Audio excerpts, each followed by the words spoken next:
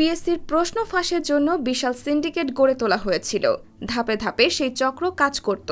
কেউ প্রার্থী জোগাড় করত, কেউ প্রশ্ন বের করে দিত, কেউ টাকা কালেকশন করত, কেউ আবার চাকরি প্রার্থীদের বিশেষ কক্ষে আটকে রেখে প্রশ্নপত্র মুখস্থ করাত।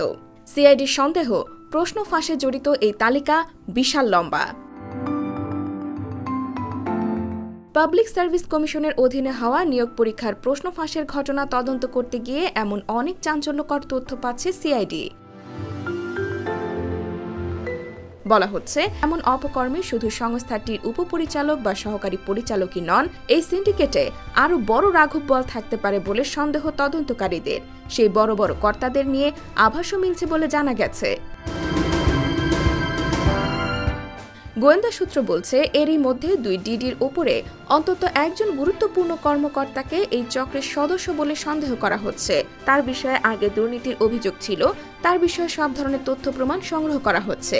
সিআইডির দায়িত্বশীল একজন কর্মকর্তা বলেন, আসামিদের প্রাথমিক জিজ্ঞাসাবাদে পাওয়া তথ্যের ভিত্তিতে তাদের মনে হচ্ছে চক্রটি বেশ বড় এবং এদের ওপরেও কেউ থাকতে পারে। সব তথ্যই যাচাই করা হচ্ছে। গ্রেফতারকৃত ব্যক্তিদের কাছ থেকে পাওয়া তথ্যের ভিত্তিতে সূত্র বলছে, পিএসসির অধীনে হওয়া বিভিন্ন নিয়োগ পরীক্ষা ছাড়াও বিসিএস পরীক্ষারও প্রশ্নপত্র ফাঁস করেছে এই চক্রটি। গ্রেফতারকৃত একজন জানিয়েছেন, 33তম বিসিএস এর লিখিত পরীক্ষায় অন্তত 10 জনের কাছে ফাঁস হওয়া প্রশ্ন দিয়েছেন তারা। তাদের মধ্যে 7 জন পাশ করার পর মৌখিক পরীক্ষায় 4 জন বাদ পড়েছেন।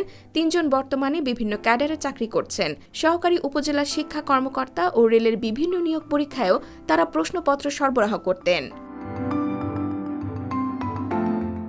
IBTV USA, New York।